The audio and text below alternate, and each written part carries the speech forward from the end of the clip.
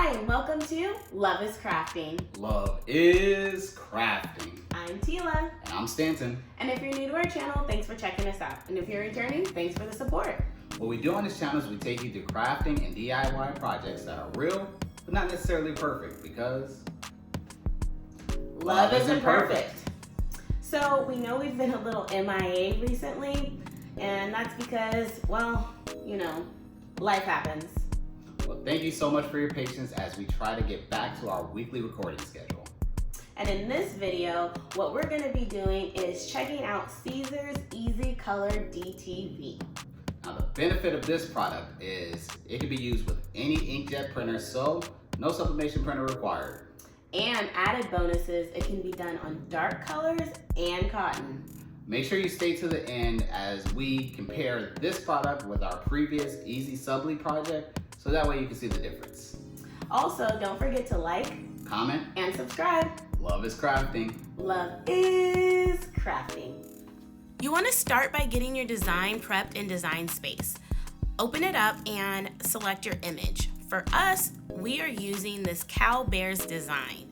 Now, my husband and his family is from Chicago, so we're a huge Chicago Bear fan, but we live in Dallas, Texas, so our second team has to be the Cowboys, right? Here, you want to make sure that your size is appropriate for your project. If you are taking this design, you do want to make sure that the Bears is a little bit bigger than the Cowboys, because we're still Bears fans first. And make sure that you attach these together. Once you have all that in place, you want to select Make It in the top right corner, and you want to send your design to the printer.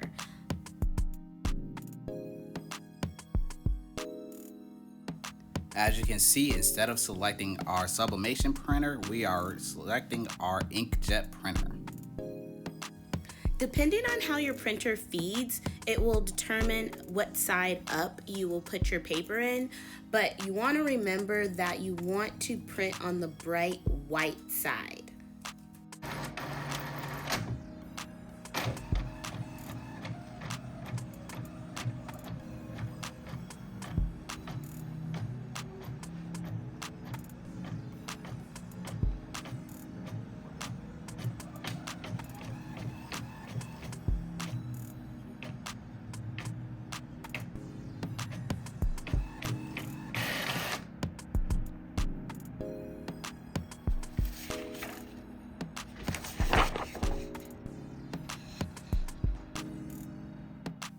Then you are going to load your design into your Cricut and make sure for your cut settings, you select the Vinyl Plus cut setting.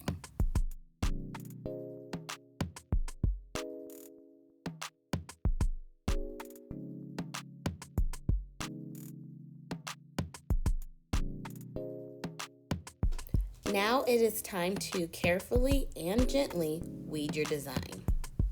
Speaking of life getting in the way, apparently I did not take enough time to send my wife to get her nails done. Oh my gosh, yes, my nails were looking so rough, but it was a rough couple months. If we were only going to be using the top portion of the design, we wouldn't use a mask. We just peel and press it onto the shirt. But because we have the additional lettering, we do need to use the mask.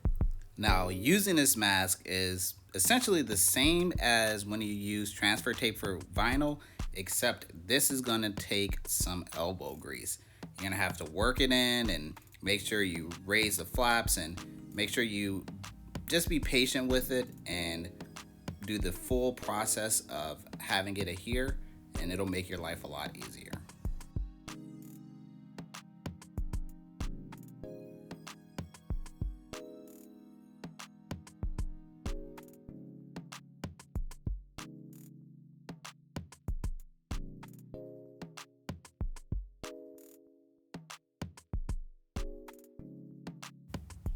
You press this material at 310 degrees for 15 seconds.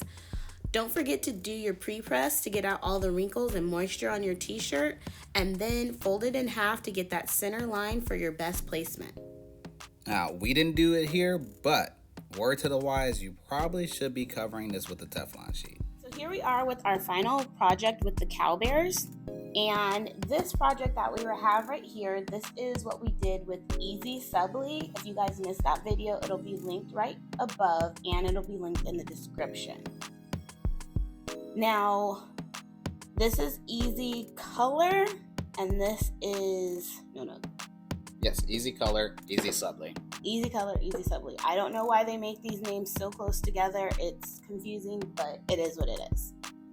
So, just looking at my opinion of it, if you look at the colors, I guess it's appropriately named Easy Color because the colors are a lot more vibrant on here than they are on here. If you look at this, side by side, this looks a lot more faded than this. Yes, I agree. But the difference being is the texture as well. So this one is more rough. It has more of a rough feel, and I don't know if you guys can hear that, but it makes a noise if you touch it with your nails. Yeah, and this one, it's not rough. As you see, it's shiny, almost like regular vinyl. And this one was made more recently, and I feel like I can already feel it coming up. So this is kind of a flatter, and that means it's actually sticking a lot more. And I just did the sound test on both of them, and I guess they both kind of make noise. Nope, this one's way louder. Yeah, that's louder. That's way louder than this one. And so this is more of a softer texture, but like he said, this one doesn't seem to be holding up in the wash very well. Both of them have been washed at least 2 times each.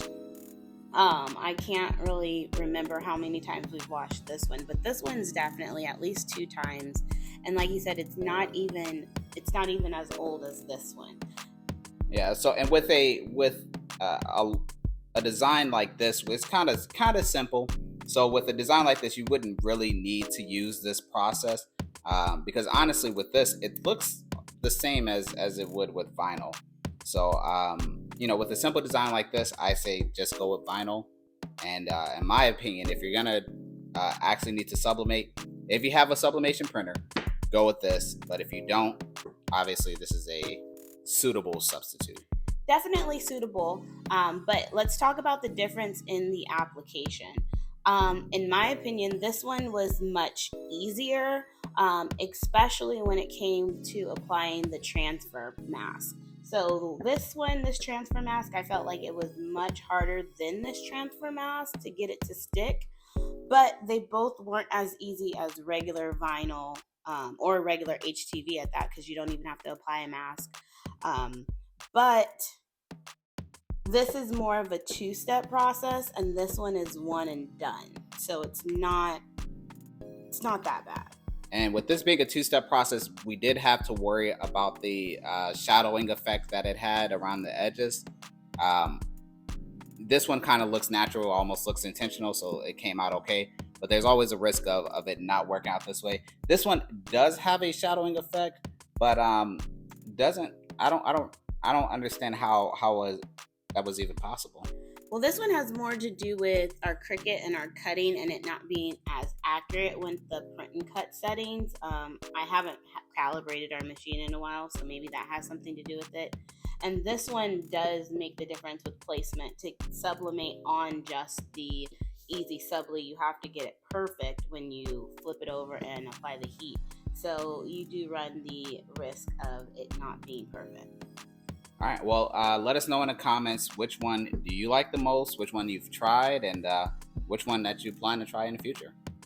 Thanks for watching, and remember, love is crafting.